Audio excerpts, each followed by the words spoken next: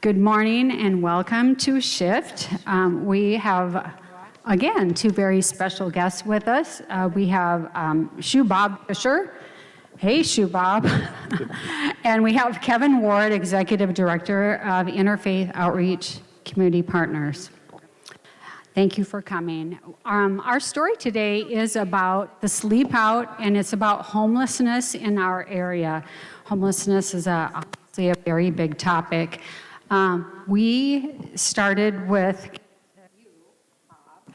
And Bob, you began the Sleepout 26 years ago. Yep, 26 years ago. Yep. How did you? Actually, it was 27 years ago because I did my first night that I'm going to talk a little bit about, and then told Interfaith about it, what I was doing. And LaDonna asked me to get involved, learn about homelessness and affordable housing, and then that started the Sleepout. So. Well, great. Well, tell us how it started. Okay. Well, the brief introduction is I wanted to learn how to winter camp. That's all I wanted to do.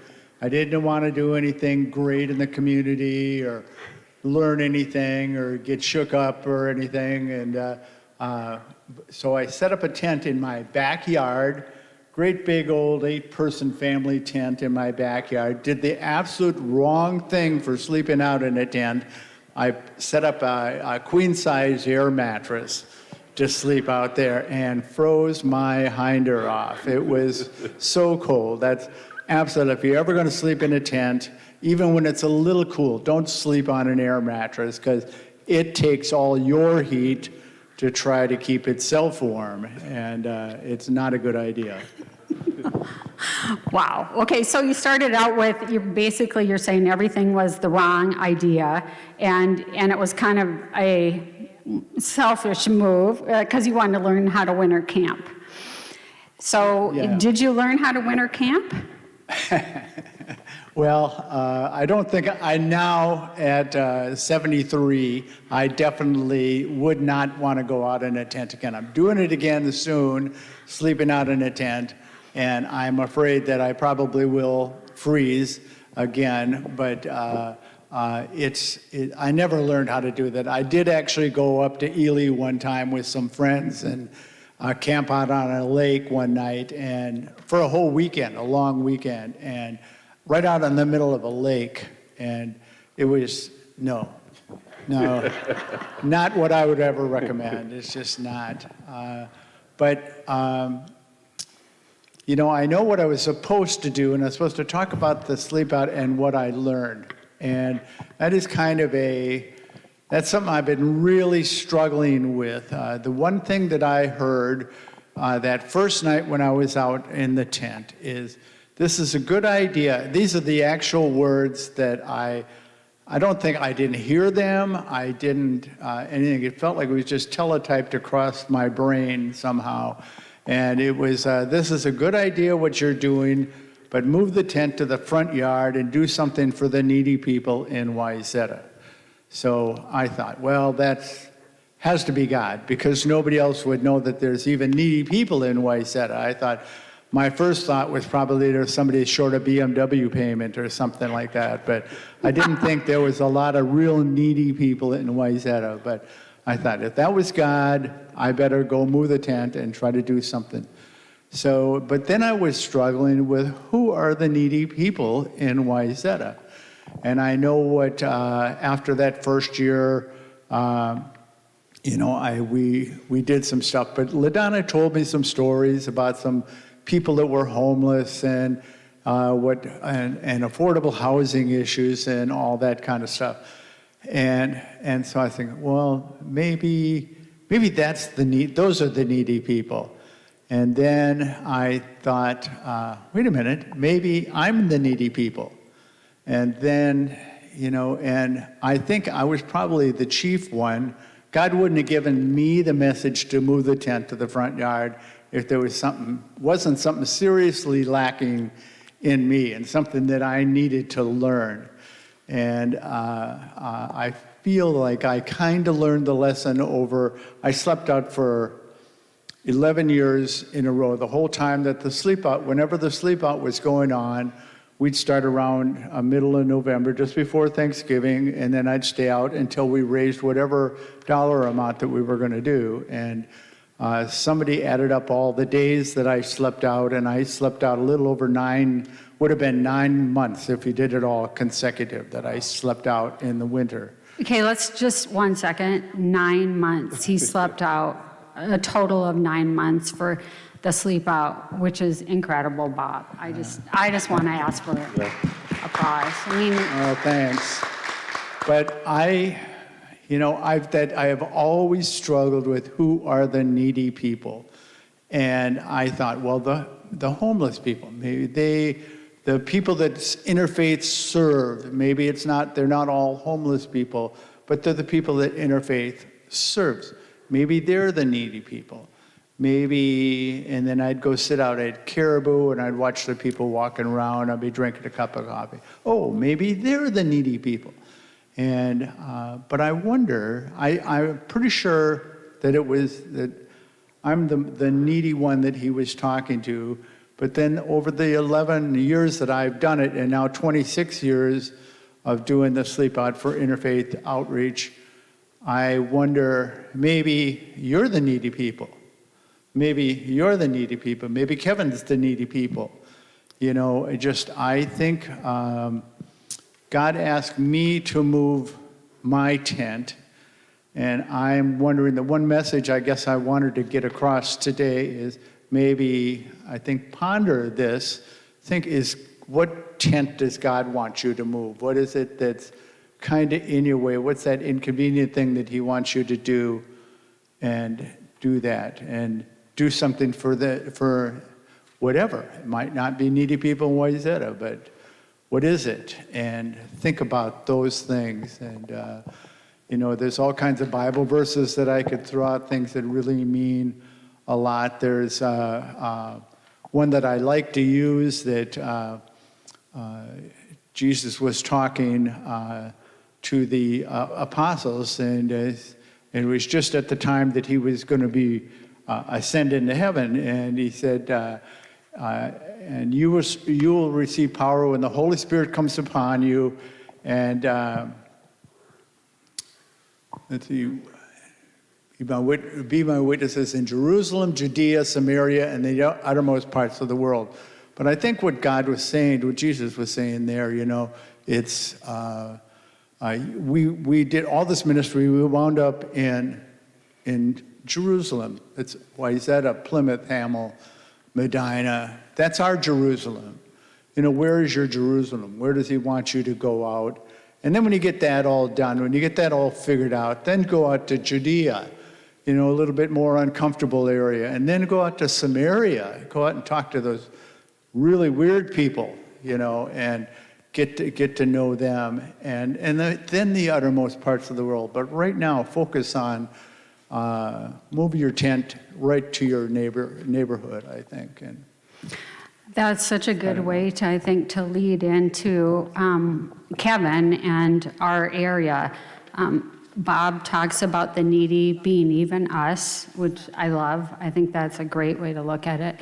But who are also the needy? Who are the homeless in our area of the examples that Bob gave? Yeah, good morning, and I feel a little bit more responsibility having on Pastor's headset. Holy Spirit, come on me. But I think when I think of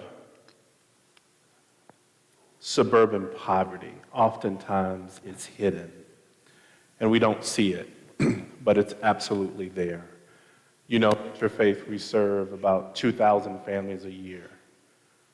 Last year, we had over 600 first-time families that came to Interfaith for support for the first time. And I think the reason why that happened is because you had some people that was just above the poverty line. They were making enough to make ends meet. And then COVID happened, things changed, a loss of job. And so now they all of a sudden find themselves in need, and Interfaith is there. And so when I think about who we serve those who, can't necessarily make ends meet. And it could be temporarily, a lot of times, or we could have people that are on fixed incomes for whatever reason. And they use our food shelf to subsidize and offset some of the other expenses so they can pay their rent. And so we serve those who Bob says are in need, but we don't judge what that need is. And again, that need could be temporarily, emergency, or that need could be, hey, look, we're going to need a little help over an extended period of time. But we're also looking at ways to make them sustainable as a family as well, because we think that's just as important. And what I understand, the poverty level is $23.14 an hour for a two-income family, Yep. for a household of 2 children. Yeah. So when you think about it, that's what, about $44,000 a year. Yeah. And so if it's below that for 2 people, you would consider that to be, Below that poverty line. And they don't, because if you look at just the rising cost of goods and services, as well as rents continuing to rise, all of a sudden, they say that your rent should be no more than 30% of your gross monthly income. And so for these families, it's more like 50, 60% because of the cost of living in our area. And so they're taking more of those dollars just to pay the rent. Now, there's food, there's cars, there's other things, utilities, that they find themselves in need of support.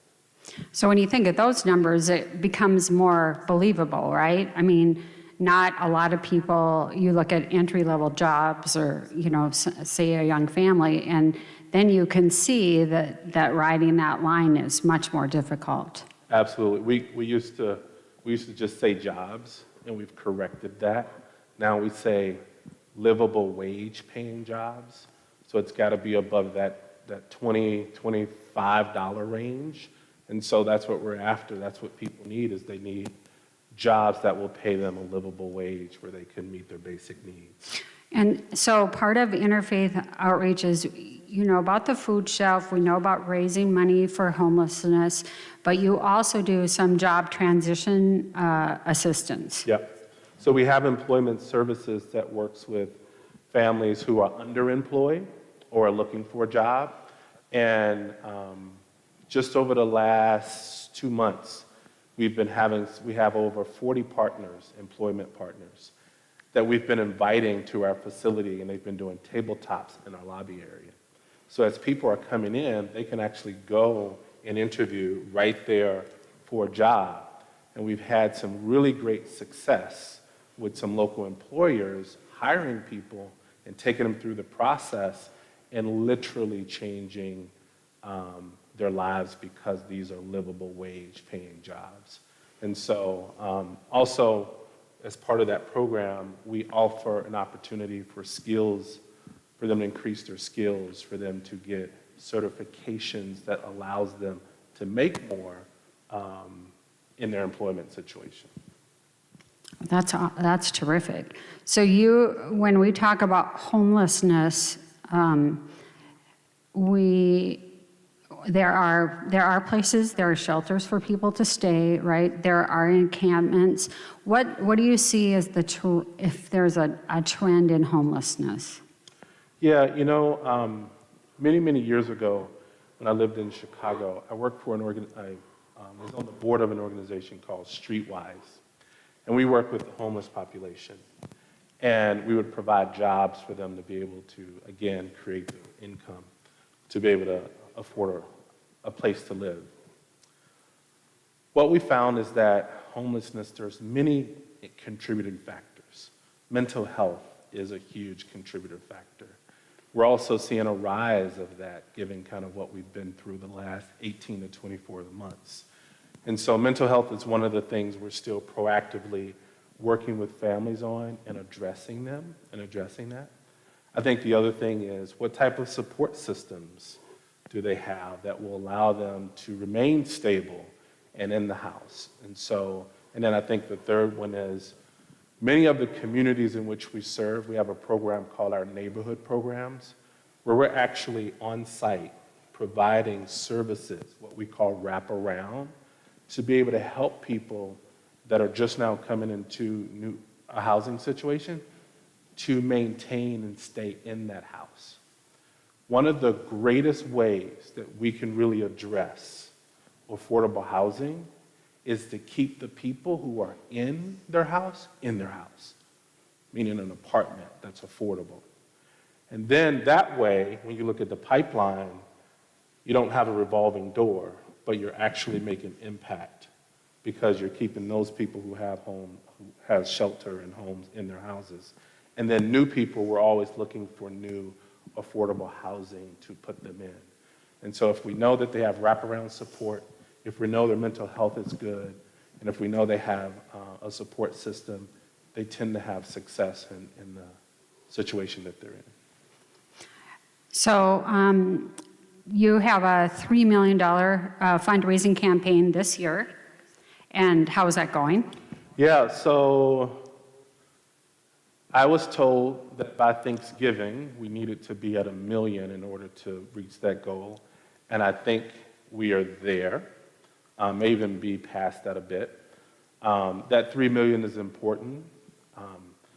I don't think Bob ever realized that the Sleepout campaign would end up being 40% of our budget.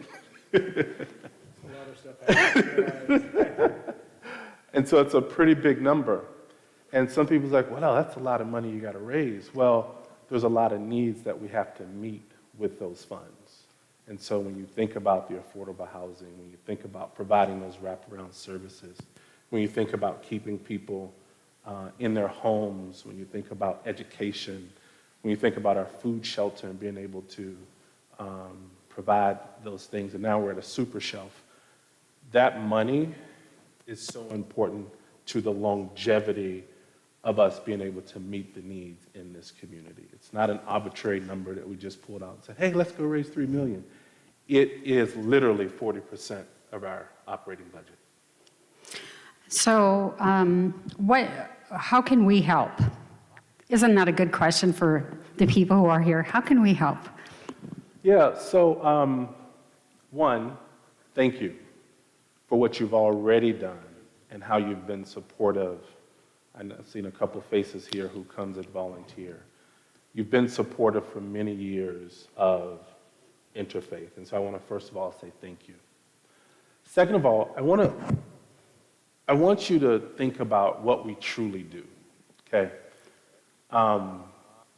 In the last 18 to 24 months, we have experienced uncertainty in ways that maybe we've never had to deal with.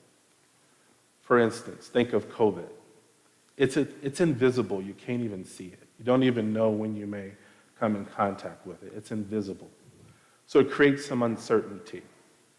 When you think about the impacts of that on your body and your health, it creates a little uncertainty. When you think about maybe jobs and how you worked and where you worked, all that's changed, uncertainty. Family makeup. So it's created this uncertainty. Imagine this. Imagine if you had uncertainty in the everyday mundane things. Like you wasn't certain if you could make your basic bills. You wasn't certain if you could even put gas in your car. That's the type of uncertainty that Interfaith helps provide for those in our community who are in need. We're in the business of providing a little certainty. And you and I, as people of faith, we can face uncertainty with Hebrews 11:1. Now faith is the substance of things hoped for, the evidence of things not seen. Our faith plays an important role in how we face uncertainty and what we believe. There are a lot of people that come to Interfaith who don't necessarily have that. So what happens at Interfaith? When they come to Interfaith, it is the first time for many people that they have experienced the living God by meeting a need and a desire that they could have been thinking about, didn't know how they were going to make it. They show up to Interfaith, and Interfaith says, yes, we can help you. That's their first encounter with the living God. So what I often say, Interfaith is the place where we make Scripture come to life every single day in the people in which we serve. Back to your question, how can you help? Continue to support us. Continue to volunteer. Pray for us. And keep your eyes and ears open, looking for opportunities that it doesn't necessarily have to always come through Interfaith. Sometimes if you see a need and you're uniquely positioned, go fill that need. Questions from you guys?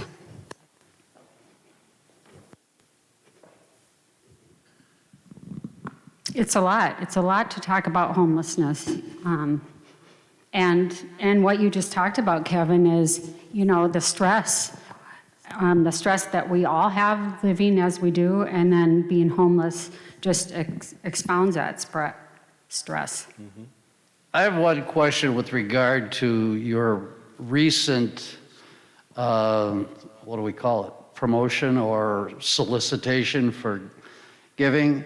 It indicated that the funds were being matched. I'm always curious about who matches those funds.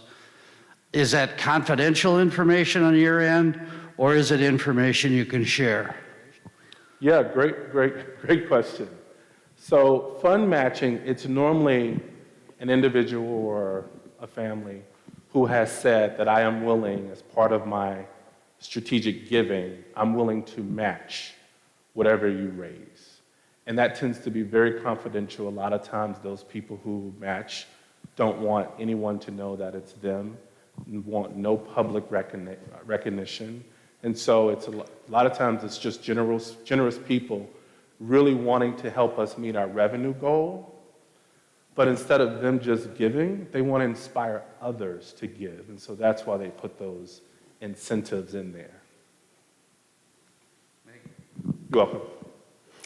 So, Kevin, you were talking about people, oh, good, you found one. As we talk about people with hearts, who had the question? Jennifer. Kevin, you mentioned, last year, 600 new families. Are you need to... So let me make sure I heard your question correct. I had talked about last year we saw 600 new families for the first time. Or a little over 25%, right? Yeah. And are we seeing that continue to increase? We are. And again, that increase is coming from, again, people first time, for whatever reason, needing services given the environment and some of the dynamic things that they're up against. We are seeing that continuing to increase. You were talking about going where your heart is. I think both of you talked about that. And more than one person here has a heart for homelessness, but Sue Vickerman is one of them. And Sue has started sharing meals and bringing them to various encampments. And people from Trinity have donated. Some of Trinity's monies are donated to the meal program that Sue and her family are doing. I love that. Yeah. And that's what I mean by, again, it's about partnership too. Interfaith, we do a lot, but we also have partners. There are other ways to get the community what they need and meet that need. We're supportive of that. So I love that.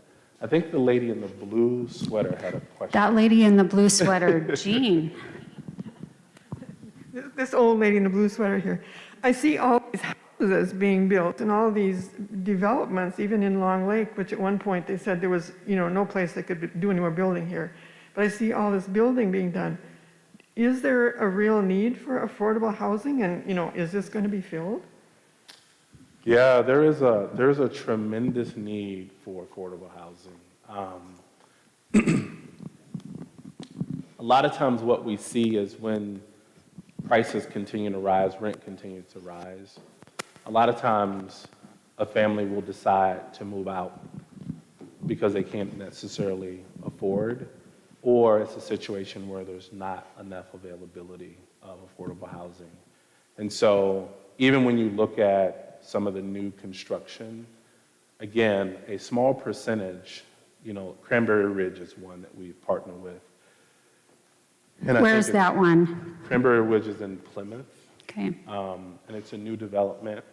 And as part of that development, I think it's 100 and maybe 40, 45 units. Of that 145, I think 40 will be geared towards affordable housing. And that's 50% of the median income. And then within the affordable housing, there's other things like there'll be a few units for veterans, a few units that are geared towards people that may not even meet that basic threshold. So it's not a whole building full of affordable housing. It's a small percentage of the overall unit mix that's allocated towards affordable housing. So there's always need, and we always see that need, and that's why we work with our Outreach Development Corporation, ODC, and their job, and they do a great job, is to find and help us source affordable housing. And so they're working on that Cranberry Ridge project. Jill?